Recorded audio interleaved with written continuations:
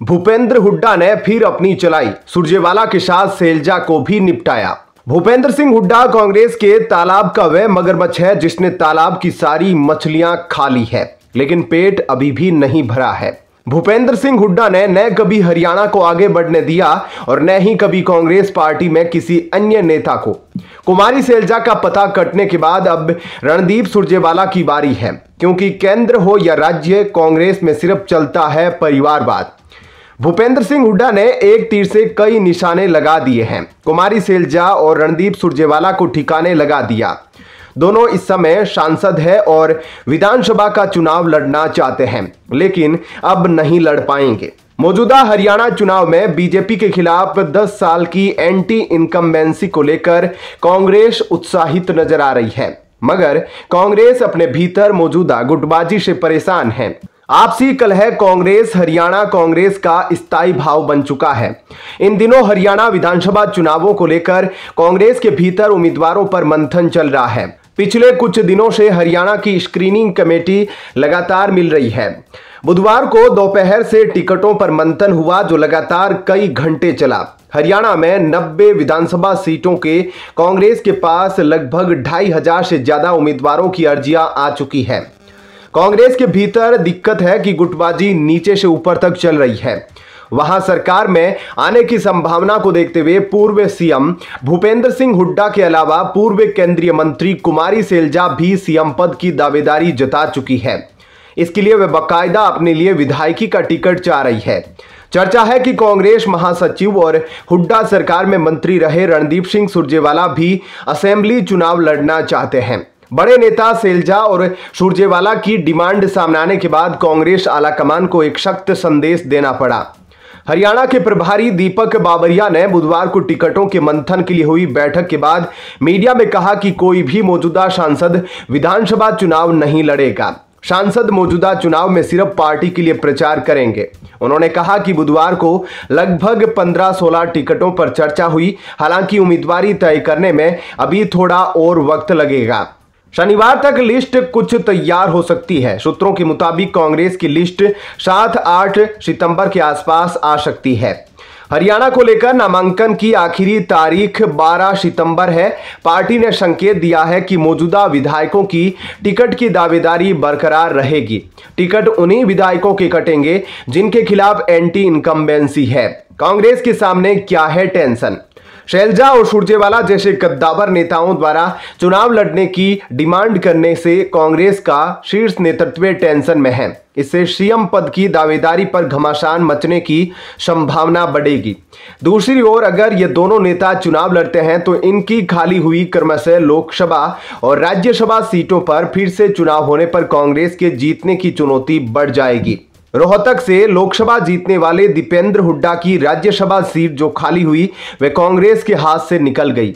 वहां से हाल ही में बीजेपी के टिकट पर किरण चौधरी जीत कर आई है। फिलहाल इस खबर में इतना ही। आने वाली अपडेट के लिए बने रहिए लाइव टीवी न्यूज के साथ। धन्यवाद। जय हिंद। आंध्र प्रदेश में तेलुगु देशम पार्टी के साथ साथ लोकसभा चुनावों में करारी हार झेलने के बाद जगन मोहन रेड्डी की वाईएसआर कांग्रेस की मुश्किलें खत्म होने का नाम नहीं ले रही है। गुरुवार को वाईएसआर के 2 मौजूदा राज्यसभा सांसदों बीदा मस्तन राव और मोपी देवी वेंकटरमण राव ने राज्यसभा के सभापति जगदीप धनखड़ से मुलाकात के बाद राज्यसभा की सदस्यता से इस्तीफा दे दिया। खबरों के मुताबिक उनका इस्तीफा स्वीकार कर लिया गया है। दोनों के अगले सप्ताह केंद्र में सत्तारूढ़ एनडीए की मजबूत सहयोगी टीडीपी में शामिल होने की संभावना है। न्यूज 18 की एक रिपोर्ट के मुताबिक ऐसे संकेत है कि मस्तन राव को टीडीपी उम्मीदवार के रूप में राज्यसभा में लौटने के लिए कहा जाएगा, जबकि मोपी देवी को राज्य विधानसभा में एमएलसी पद के लिए चुनाव लड़ने के लिए कहा जाएगा। मोपी देवी 2020 में राज्यसभा के लिए चुने गए थे और उनका कार्यकाल 2026 तक था। टीडीपी राज्यसभा की सीट अपने पास रखेगी और इस सीट पर किसी पूर्व सैनिक को भेजना चाहेगी। वहीं 2022 में राज्यसभा में आए मस्तन राव का कार्यकाल 2028 तक है। 2 सांसदों के इस्तीफे से वाईएसआर कांग्रेस कमजोर पड़ती दिख रही है। वाईएसआर सीपी के पास अब 11 की जगह 9 सांसद है। 2024 के विधानसभा चुनावों में सत्ता से बाहर होने वाली पार्टी लोकसभा चुनाव में 25 सीटों वाली सिर्फ 4 सीटें जीतने में सफल रही थी। सीटों का बड़ा हिस्सा चंद्रबाबू नायडू के नेतृत्व वाली टीडीपी ने जीता, जिसके फिलहाल लोकसभा में 16 सांसद है, जबकि भाजपा ने 2 सीटें जीती। पवन कल्याण के नेतृत्व वाली जनसेना के पास 2 लोकसभा सांसद है। इसके पहले आंध्र प्रदेश में वाईएसआर कांग्रेस पार्टी की महिला शाखा की अध्यक्ष और राज्य विधान परिषद सदस्य मोथुला सुनीता ने बुधवार 28 अगस्त को पार्टी की प्राथमिक सदस्यता और अपनी परिषद की सदस्यता से इस्तीफा दे दिया था। जगनमोहन रेड्डी की पार्टी के लिए यह एक नया झटका है, जो चुनावी झटके के बाद नेताओं के पलायन को रोकने के लिए संघर्ष कर रही है। इस बार सिर्फ 4 लोकसभा सीटें हासिल करने और राज्यसभा में अपनी ताकत कम करने के कारण वाईएसआरसीपी का दिल्ली में प्रभाव कम होता जा रहा है। हाल ही में हुए राज्यसभा चुनावों में बीजेपी को जबरदस्त कामयाबी मिली है। पार्टी ने पहली बार राज्यसभा में बहुमत का आंकड़ा छू लिया है। एनडीए 11 में से 10 सीटें जीतने में सफल रही। राज्यसभा में फिलहाल सदस्यों की संख्या 114 है, जिसमें से कुछ मनोनीत और स्वतंत्र सदस्य भी शामिल हैं। टीडीपी के 2 सांसदों के फिर से चुने जाने के साथ ही एनडीए की ताकत और बढ़ जाएगी। ऐसे में उसे कोई बिल पास कराने के लिए बहुत ज्यादा इधर उधर देखना नहीं पड़ेगा। रही सही कसर इन दोनों नेताओं ने पूरी कर दी, क्योंकि आंध्र प्रदेश की विधानसभा में एनडीए को 2/3 बहुमत है। इनकी छोड़ी हुई सीट पर जब चुनाव होगा तो तय है कि टीडीपी के कैंडिडेट जीत कर आएंगे। इससे राज्यसभा में एनडीए के 2 और सांसद बढ़ जाएंगे। 245 सदस्यों वाली राज्यसभा में अभी 8 सीटें खाली है, इसलिए संख्या घटकर 237 रह गई। इन 8 में से 4 सीटें जम्मू कश्मीर से और 4 सीटें मनोनीत कैटेगरी की है। सदन के स्ट्रेंथ के हिसाब से बहुमत का आंकड़ा 119 बैठता है। हाल ही में 11 सीटें जीतकर एनडीए 112 पर पहुंच गया। उसके साथ 6 मनोनीत सदस्य भी होंगे। एक निर्दलीय का भी उसे समर्थन है। ऐसे में एनडीए के पास आंकड़ा 119 हो गया है। अब 2 सीटें और आ गई तो राज्यसभा में एनडीए 121 तक पहुंच जाएगा। फिलहाल इस खबर में इतना ही। आने वाली अपडेट के लिए बने रहिए लाइव टीवी न्यूज के साथ। धन्यवाद। जय हिंद। असम के मुख्यमंत्री हेमंत बिस्वा शर्मा के मियां मुस्लिम संबंधी बयान को लेकर राज्यसभा सदस्य कपिल सिब्बल बुरी तरह बौखला गए हैं। शर्मा ने मंगलवार को राज्य विधानसभा में कहा था कि वे पक्षपात करेंगे और मियां मुस्लिमों को असम में कब्जा नहीं करने देंगे। वे नंगांव में 14 साल की एक बच्ची से सामूहिक दुष्कर्म और उसकी हत्या की घटना की पृष्ठभूमि में राज्य में कानून व्यवस्था की स्थिति पर विपक्षी दलों के कार्य स्थगन प्रस्ताव के संबंध में विधानसभा में बोल रहे थे। सिब्बल ने कहा कि शर्मा का बयान विशुद्ध रूप से सांप्रदायिक जहर घोलने वाला है और इस तरह की टिप्पणी पर चुप नहीं रहा जा सकता। उन्होंने एक्स पर लिखा, हेमंत, असम के मुख्यमंत्री ने कहा है कि पक्ष लेंगे, मियां मुस्लिमों को पूरे असम पर कब्जा नहीं करने देंगे। मेरा पक्ष है कि पूरी तरह सांप्रदायिक जहर घोलने वाला बयान, कार्रवाई होनी चाहिए। चुप्पी कोई जवाब नहीं है। बांग्ला भाषी मुस्लिम समुदाय के लोगों के लिए मियां शब्द का इस्तेमाल विरोध स्वरूप किया जाता रहा है और गैर बांग्ला भाषी लोग आमतौर पर उन्हें बांग्लादेशी प्रवासी बताते हैं। पिछले कुछ साल में समुदाय से जुड़े कार्यकर्ताओं ने प्रतिरोध के रूप में इस शब्द का इस्तेमाल शुरू कर दिया है। असम के मुख्यमंत्री ने कहा था कि अगर जनसंख्या में इजाफे को ध्यान में रखा जाए तो क्राइम रेट में भी इजाफा होगा। जब विपक्ष ने उन पर पक्षपात करने का आरोप लगाया तो हेमंत शर्मा ने पलटवार करते हुए कहा, मैं पक्ष लूंगा, आप इसमें क्या कर सकते हैं। पीटीआई ने उनके हवाले से कहा, निचले असम के लोग ऊपरी असम क्यों जाएंगे ताकि मियां मुसलमान असम पर कब्जा कर सके। हम ऐसा नहीं होने देंगे। वहीं असम के मुख्यमंत्री हेमंत बिस्वा शर्मा ने उनके राज्य में अशांति की धमकी देने के लिए बुधवार को पश्चिमी बंगाल की मुख्यमंत्री ममता बनर्जी पर निशाना साधा है। सीएम हेमंत ने कहा, ममता बनर्जी अपनी असफलताओं को छिपाने के लिए जनता को भड़काने की कोशिश कर रही है। आरजीकर मेडिकल कॉलेज हॉस्पिटल की ट्रेनी डॉक्टर की रेप के बाद पश्चिमी बंगाल लगातार सुलग रहा है।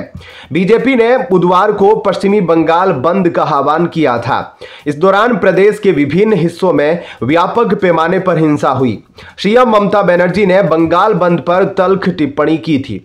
असम के सीएम हेमंत बिस्वा शर्मा ने एक्स पर पश्चिमी बंगाल की मुख्यमंत्री ममता के भाषण की 46 सेकंड की वीडियो क्लिप साझा करते हुए लिखा, दीदी आपकी हिम्मत कैसे हुई असम को धमकाने की, हमें लाल आंखें मत दिखाइए, आपकी असफलता की राजनीति से भारत को जलाने की कोशिश भी मत कीजिए, आपको विभाजनकारी भाषा बोलना शोभा नहीं देता। वीडियो क्लिप में ममता बनर्जी जोर दे रही है कि हालांकि बांग्लादेश और उनके राज्य की भाषा और संस्कृति एक ही है, लेकिन दोनों अलग अलग देश है और पश्चिमी बंगाल भारत का हिस्सा है। सीएम ममता बनर्जी ने आरोप लगाया है कि भाजपा पश्चिमी बंगाल में स्थिति को खराब करने की कोशिश कर रही है।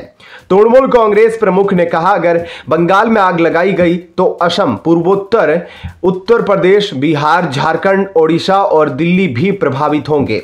सीएम ममता अपनी पार्टी की छात्र इकाई तृणमूल छात्र परिषद के स्थापना दिवस पर एक सभा को संबोधित कर रही थी। उनके आक्रामक भाषण पर प्रतिक्रिया देते हुए सीएम हेमंत बिस्वा शर्मा ने भी पलटवार किया है। फिलहाल इस खबर में इतना ही। कमेंट सेक्शन में अपनी राय इस खबर को लेकर जरूर बताएं। आने वाली अपडेट के लिए जुड़े रहिए लाइव टीवी न्यूज के साथ। धन्यवाद। पश्चिमी बंगाल में हिंसा कोई नई बात नहीं। कभी महिला को सरेआम सड़क पर पीटा जाता है तो कहीं पंचायत में कुछ नेता कंगारू कचहरी लगातार इंसाफ करते हैं। ऐसे में कोलकाता में ट्रेनी डॉक्टर का रेप और हत्या के बाद राज्य में राष्ट्रपति शासन की अटकलें लग रही है। बीजेपी लगातार बंगाल में राष्ट्रपति शासन की मांग कर रही है। राज्यपाल सीवी आनंद बोस दिल्ली आकर रिपोर्ट दे चुके हैं। बोस ने महामहिम राष्ट्रपति द्रौपदी मुर्मू और उपराष्ट्रपति जगदीप धनखड़ के अलावा देश के गृह मंत्री अमित शाह से मुलाकात की है।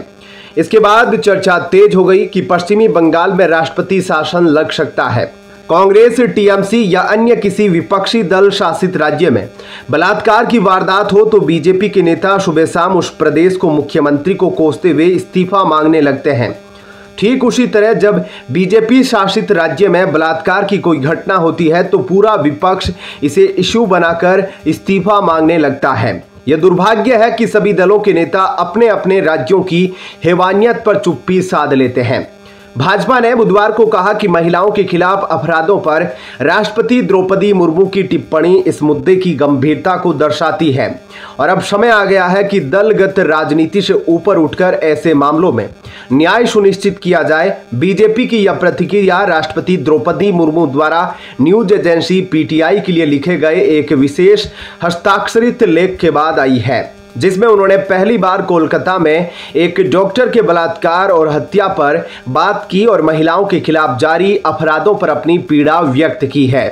बीजेपी नेताओं का कहना है कि ममता बनर्जी इस मुद्दे को लेकर भयभीत दिख रही है, इसीलिए लगातार बीजेपी शासित राज्यों के खिलाफ आग उगलते हुए बहुत कुछ जल जाने की धमकी दे रही है। वहीं राष्ट्रपति की राय पब्लिक डोमेन में आने के बाद अटकलें लग रही है कि क्या ममता दीदी की कुर्सी छीन ली जाएगी और उनकी सत्ता जाने वाली है। यह सबसे बड़ा सवाल दिल्ली से लेकर बंगाल तक हर किसी के दिमाग में तेजी से घूम रहा है। राष्ट्रपति द्रौपदी मुर्मू ने महिलाओं के खिलाफ अपराधों पर आक्रोश जाहिर करने के साथ ही इस पर अंकुश लगाने का आह्वान करते हुए कहा कि बस बहुत हो चुका, अब वो समय आ गया है कि भारत ऐसी विकृतियों के प्रति जागरूक हो और उस मानसिकता का मुकाबला करे जो महिलाओं को कम शक्तिशाली, कम सक्षम और कम बुद्धिमान के रूप में देखती है। राष्ट्रपति देश की प्रथम नागरिक है, भारत की सेना की सर्वोच्च कमांडर है, वो एक महिला है, देश की हर बेटी उसमें अपनी मां की छवि देखती है। ऐसे में कोलकाता कांड पर राष्ट्रपति के बयान से मामले की गंभीरता और गहराई को समझा जा सकता है। शायद यही डर दीदी यानी मुख्यमंत्री ममता बनर्जी को लगने लगा होगा कि जिस तरह बीजेपी नेता टीएमसी की सरकार को गिराने की बात कर रहे हैं, उनका इस्तीफा मांग रहे हैं, ऐसे में महिला राष्ट्रपति की राय को आधार बनाकर कहीं केंद्र की सरकार आर्टिकल 356 का इस्तेमाल करके उनकी सरकार तो नहीं गिरा देगी। भारतीय संविधान के अनुच्छेद 355 और अनुच्छेद 356 के तहत राष्ट्रपति शासन लगाया जा सकता है।